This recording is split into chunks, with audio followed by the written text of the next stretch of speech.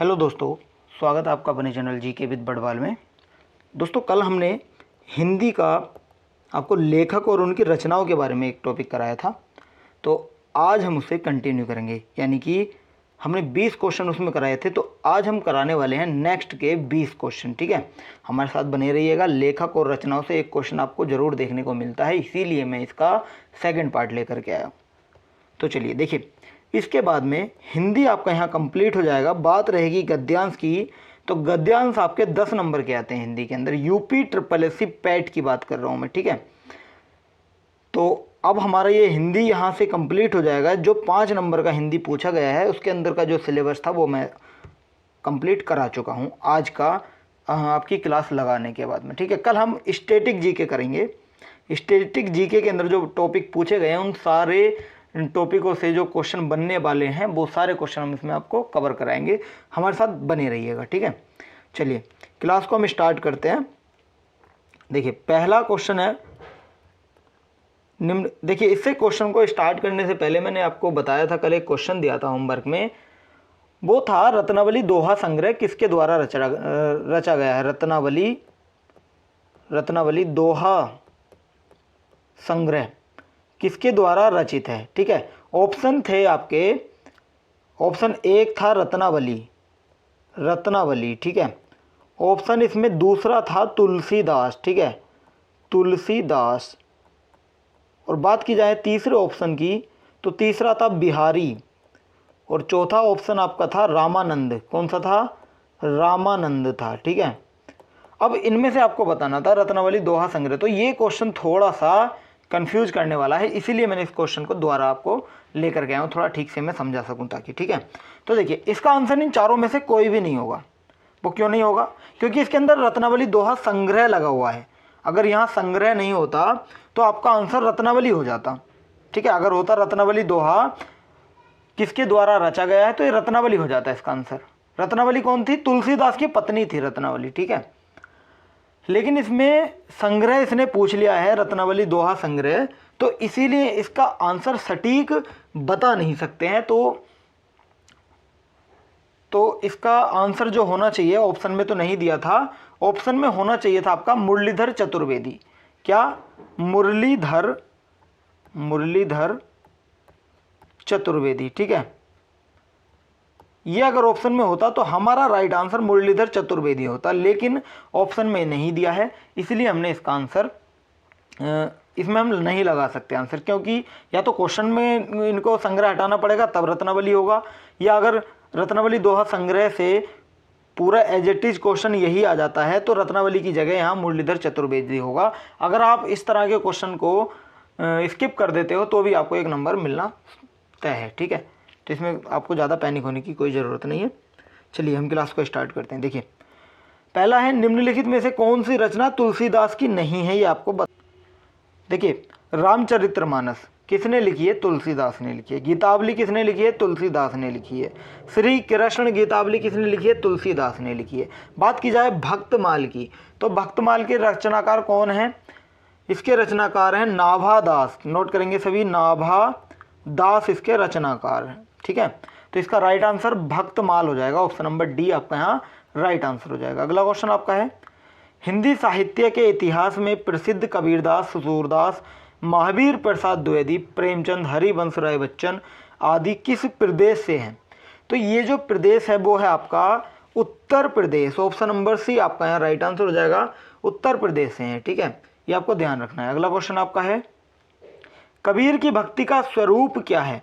तो यहाँ पूछा है कबीर की भक्ति का स्वरूप क्या है, तो निर्गुण जो है वो कबीर की भक्ति का स्वरूप है, यानी ऑप्शन नंबर डी आपका यहाँ राइट आंसर हो जाएगा।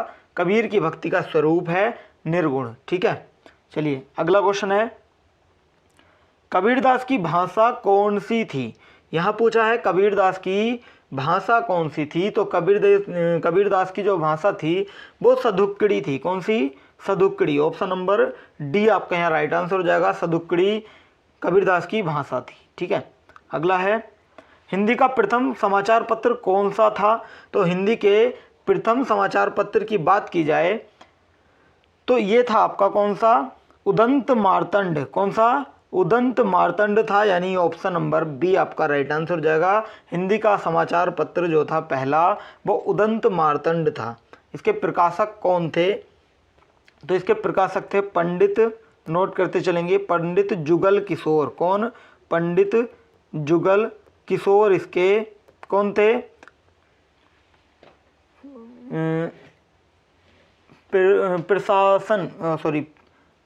प्रकाशन जो हुआ था वो पंडित जुगल किशोर द्वारा हुआ था। कहाँ हुआ था? कलकत्ता में हुआ था। ठीक है, कहाँ हुआ था? कलकत्ता में हुआ था। यहीं अगर आपसे डेट पूछ ले तो डेट क्या थी? 30 मई। क्या? 30 मई। सन क्या था? 1826, 1826 इसका सन था। ठीक है, ये प्रारंभ किया गया था साप्ताहिक पत्र के रूप में। किसके? साप्ताहिक पत्र के रूप में ये प्रारंभ किया गया था। ठीक है, ध्यान रखेंगे, नोट करेंगे सभी जो मैं आपको अलग से बता रहा हूं। ठीक है, अगला क्वेश्चन है, निम्नलिखित में से किसको साहित्य अकादमी पुरस्कार मिला? साहित्य अकादमी पुरस्कार किसे मिला था? तो ये मिला था नामवर सिंह को। ऑप्शन नंबर बी हो जाएगा राइट आंसर, नामवर सिंह को मिला था। यहीं अगर आपसे ईयर पूछ ले तो 1971 में ये दिया गया था। कब? 1971 में दिया गया था। अगला है, ज्ञानपीठ पुरस्कार किस भाषा से संबंधित है? तो ज्ञानपीठ पुरस्कार जो संबंधित है हमारा वो आपका हिंदी से, संस्कृत से, तमिल से या संविधान की 8वीं अनुसूची की सभी भाषाओं से। तो इसका right answer option number D हो जाएगा, संविधान की 8वीं अनुसूची की सभी भाषाओं से। ठीक है, ये ध्यान रखेंगे। कितनी भाषा है? टोटल 22 भाषाओं से। ठीक है, ध्यान रखेंगे ना सभी। चलिए, आई थिंक आप समझ पा रहे होंगे, आई होप। ठीक है, चलिए अगला है, मधुशाला के लेखक कौन है? तो मधुशाला के लेखक आपको बताने हैं। तो मधुशाला के लेखक हैं कौन? हरिवंश राय बच्चन। कौन? ऑप्शन नंबर सी हो जाएगा राइट आंसर, बच्चन। इनका पूरा नाम हरिवंश राय बच्चन। ठीक है, ये मधुशाला के लेखक हैं। ठीक है, ध्यान रखेंगे। इनसे अलग अगर आपसे पूछ ले मधुशाला से कोई दूसरा नाम, जैसे मधु कलश भी आ सकता है। मधु कलश भी इनकी रचना है, मधु कलश। ठीक है, मधु कलश से अलग अगर आपसे पूछ ले तो 10 द्वार। क्या? 10 द्वार। और एक हो जाएगा आपका निशा निमंत्रण। क्या? निशा निमंत्रण, ये भी है। ठीक है, ये ध्यान रखेंगे सभी, नोट करेंगे। चलिए अगला क्वेश्चन है, जूही की कली कविता के कवि कौन है? जूही की कली कविता के कवि कौन है? तो ये हैं आपके निराला, यानी कि पूरा नाम सूर्यकांत त्रिपाठी निराला। जूही की कवि जो इनकी कविता थी उसके लेखक हैं या कवि हैं ये। ठीक है, इनकी एक और थी कविता सरोज स्मृति। क्या? सरोज स्मृति। अगर आपसे पूछ ले कुकर मुत्ता। क्या? कुकर मुत्ता, ये भी इनकी ही कविता थी, ध्यान रखेंगे। चलिए फिर अगले क्वेश्चन पर चलें। तो अगला है, निम्नलिखित में से कौन सी पुस्तक प्रेमचंद्र द्वारा लिखित नहीं है? कौन सी पुस्तक नहीं है प्रेमचंद्र द्वारा लिखित? कायाकल्प प्रेमचंद्र की लिखी हुई है, रंगभूमि प्रेमचंद्र की है, कर्मभूमि प्रेमचंद्र की है, ध्रुव स्वामिनी जो थी वो आपकी पुस्तक नहीं थी। क्या था? ये नाटक था। क्या था? नाटक था। लिखा किसने था? ये जयशंकर प्रसाद ने लिखा था। किसने लिखा था? जयशंकर प्रसाद ने लिखा था। ठीक है, तो इसका राइट आंसर क्या हो जाएगा? ऑप्शन नंबर डी हो जाएगा। ठीक है, ऑप्शन नंबर डी हो जाएगा। ठीक है, ध्यान रखेंगे। देखिए, अगर आपसे पूछ ले पुस्तक प्रेमचंद्र द्वारा लिखित नहीं है तो ये पूछ लिया, इसमें ध्रुव स्वामिनी नहीं है। लेकिन अगर कायाकल्प, रंगभूमि, कर्मभूमि से अलग भी कोई अगर आपको देखने को मिलती है पुस्तक तो कौन सी मिल सकती है, मैं आपको लिखवा देता हूँ। एक तो आ जाएगी निर्मला। क्या? निर्मला। एक आ जाएगी गबन, एक आ जाएगी गोदान। ठीक है, ये नोट करेंगे सभी। चलिए अगला क्वेश्चन है, निम्नलिखित में से कौन अष्टछाप का कवि है? अष्टछाप का कवि कौन है? तो ये सूरदास है। ऑप्शन नंबर बी आपका राइट आंसर हो जाएगा। अष्टछाप का जो कवि है वो कौन है? सूरदास है। ठीक है, ये ध्यान रखेंगे सभी, सूरदास इसका करेक्ट आंसर हो जाएगा। चलिए अगले क्वेश्चन पर चलें, ये हो गया आपका। चलिए देखिए, ये जो क्वेश्चन है, निम्नलिखित में से कौन अष्टछाप का कवि है? तो अष्टछाप का कवि कौन है ये तो मैंने आपको करा दिया, सूरदास हो जाएगा इसका राइट आंसर। अगला है, छंद शास्त्र के आदि प्रणेता। छंद शास्त्र के आदि प्रणेता थे। कौन थे बताइए? ये थे पिंगल ऋषि। कौन थे? पिंगल ऋषि। ऑप्शन नंबर सी आपका राइट आंसर हो जाएगा। पिंगल ऋषि इसका करेक्ट आंसर हो जाएगा। ठीक है, अगले क्वेश्चन पर चलें तो अगला क्वेश्चन आपका है रचनाकार और रचना का कौन सा युग्म सही नहीं है? रचनाकार और रचना का कौन सा युग्म सही नहीं है? तो ये आपका कौन सा हो जाएगा? तुलसीदास रामचरितमानस बिल्कुल सही हो जाएगा, ये तो नहीं होगा। कुतुबन मीरागत मीरगाबत ये आपका राइट आंसर हो जाएगा। ठीक है, जायसी पद्मावत जायसी किसने लिखी है? आंसर करें, ये तो सही है बिल्कुल। मंजन चित्र ये दोनों गलत हैं, बी और डी ये ऑप्शन में नहीं है। देखिए चलिए मैं आपको बता देता हूँ, इसके अंदर ऑप्शन नंबर बी आएगा, क्योंकि कुतुबन की जो रचना है वो मिर्गाबत दी गई है, लेकिन जो ये गलत है, इसके अंदर मिर्गाबत नहीं आएगी, ये गलत हो जाएगी। इसका आ जाएगा मिर्गावती। क्या? मिर्गावती। ठीक है, मिर्गावती। और अगर आपसे यहीं मंजन की पूछ ले तो चित्रावली नहीं है, मंजन की रचना मधुमालती है। क्या है? मधुमालती। एक सेकंड, हाँ, मंजन की रचना है मधुमालती। क्या? मधुमालती। और यहीं अगर आपसे पूछ ले कि चित्रावली किसकी है फिर, तो चित्रावली उस्मान की है। ठीक है, चित्रावली किसकी है? उस्मान की है। तो इसीलिए कंफ्यूज मत होइएगा। तो इसका आंसर आपका ऑप्शन नंबर बी और डी होगा। इसमें ऑप्शन में थोड़ा सा गलती है, तो ये सही कर लीजिएगा। ठीक है, बी और डी दोनों गलत हैं इसमें। चलिए अगला है कछुआ धर्म और मारेशी मोही कुंठाव किसकी रचना है? ये रचना किसकी है? ये रचना है आपकी चंद्रधर शर्मा गुलेरी की। ऑप्शन नंबर बी आपका राइट आंसर हो जाएगा। चंद्रधर शर्मा गुलेरी की रचना है। ठीक है, इनकी और भी रचनाएं हैं, जैसे बुद्धू का कांटा। क्या? बुद्धू का कांटा। एक और रचना इसकी है, इनकी है सुख में जीवन। क्या है? सुख में जीवन। ठीक है, ये ध्यान रखेंगे। चलिए अगला क्वेश्चन आपका है चंद्रकांता के उपन्यासकार बताइए।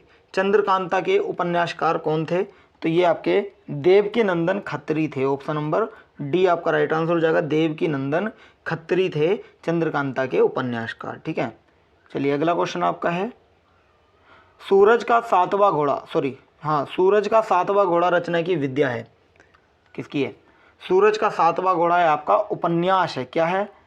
उपन्यास है एक। ठीक है, सूरज का सातवां घोड़ा जो उपन्यास है किसका है? धर्मवीर भारती का है। किसका? धर्मवीर भारती का है। ठीक है, ध्यान रखेंगे ना सभी। चलिए, और ये कब लिखा गया था? 1952 में लिखा गया था, यानी 1952 में लिखा गया था। अगला क्वेश्चन है उसने कहा था कहानी के लेखक हैं कौन? उसने कहा था कहानी के लेखक हैं इसके उसने कहा था जो है ये कहानी के लेखक कौन है? तो इसके आपके हैं Chandradhar Sharma Guleri. Option number B आपका राइट आंसर हो जाएगा। इनके और भी रचनाएं हैं, जैसे क्या घंटा घर। क्या है? घंटा घर। ठीक है, एक रचना इनकी कौन सी है? धर्मपरायण रीछ। क्या? धर्मपरायण रीछ। ठीक है, और एक आपकी इनकी है पाठशाला। क्या है? पाठशाला। ठीक है, ये ध्यान रखेंगे। और दो मैंने अभी आपको बताई थी, कौन कौन सी बताई थी अभी मैंने आपको? आंसर करके बताइए कौन कौन सी बताई थी। देखिए, एक तो बताई थी मैंने सुखमय जीवन, और एक बताई थी बुद्धू का कांटा। ठीक है, ये भी बताई थी मैंने आपको, ध्यान रखेंगे। चलिए अगला क्वेश्चन है रीतिकाल का अन्य नाम बताना है आपको। रीतिकाल का दूसरा नाम क्या है? तो रीतिकाल का दूसरा नाम है श्रृंगार काल। ऑप्शन नंबर सी हो जाएगा राइट आंसर। श्रृंगार काल है। ठीक है, इसे रीतिकाल को जो श्रृंगार काल कहा है, श्रृंगार काल कहा है, वो किसने कहा है? वो विश्वनाथ प्रसाद मिश्र ने कहा है। पूरा नाम आचार्य, नोट करेंगे, आचार्य विश्वनाथ प्रसाद मिश्र। ठीक है, इन्होंने कहा है। ठीक है, ध्यान रखेंगे सभी। अगला है निम्न में से कौन जीवनी है? कौन है जीवनी? तो ये है आपकी आवारा मसीहा जो है, ये जीवनी है। बाकी सब क्या है?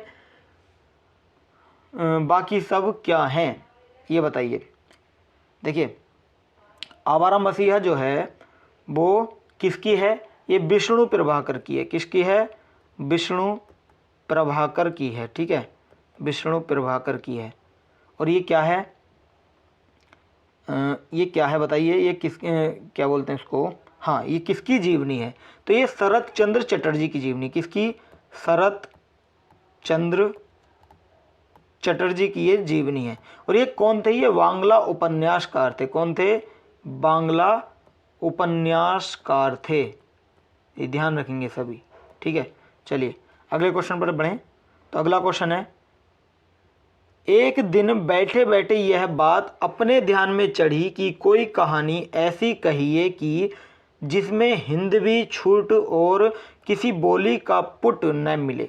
पंक्ति किस लेखक की है, तो ये पंक्ति जो है ये ईसा अल्लाह खां की है, मुंशी ईसा अल्लाह खां की ये पंक्ति है। ऑप्शन नंबर बी आपका राइट आंसर हो जाएगा। ये जो है ये कृति कहाँ से ली गई है, रानी केतकी की कहानी से ये ली गई है। कहाँ से, रानी केतकी की कहानी, रानी केतकी की कहानी से, ठीक है, कहानी से, ये ध्यान रखेंगे। चलिए अगला क्वेश्चन है, निम्नलिखित पत्रिकाओं में भारतेंदु हरिश्चंद्र ने कौन सी पत्रिका प्रकाशित की थी, कवि वचन सुधा, सरस्वती, कल्पना या ज्ञानोदय, कौन सी की थी, ये की थी कवि वचन सुधा। ऑप्शन नंबर ए आपका यहाँ राइट आंसर हो जाएगा, कवि वचन सुधा की थी। चलिए अगला क्वेश्चन है, अगला, चलिए आज का सेशन हमारा यहीं समाप्त होता है। हमारे लगभग 20 क्वेश्चन जो थे वो कंप्लीट हो गए हैं। वीडियो अच्छी लगी तो वीडियो को लाइक करें, चैनल को सब्सक्राइब करें और सब्सक्राइब करने के साथ साथ बेल आइकन भी जरा दबा लें ताकि आने वाली सारी अपडेट आपको समय पर मिलती रहे। इस क्लास की अगर आपको पीडीएफ चाहिए तो आप हमारे टेलीग्राम चैनल से जुड़ सकते हैं, लिंक वीडियो के डिस्क्रिप्शन में आपको मिल जाएगा, ठीक है। चलिए फिर आज के लिए इतना ही रखते हैं, कल फिर मिलते हैं स्टैटिक जीके के न्यू टॉपिक के साथ, ठीक है, स्टैटिक जीके का टॉपिक। चलिए आपकी क्लास में आपको बता दूं सैटरडे संडे दोनों दिन चलेगी, इतना समय नहीं है, आप हमारे पास पहले ही बहुत छुट्टी हमारी हो चुकी हैं, तो सैटरडे संडे में भी हम आपको क्लास कराएंगे, सैटरडे और आपका संडे, इन दोनों में भी आपकी क्लास चलेंगी, तो हमारे साथ जुड़े रहिएगा, ठीक है। आज के लिए इतना ही, थैंक यू सो मच।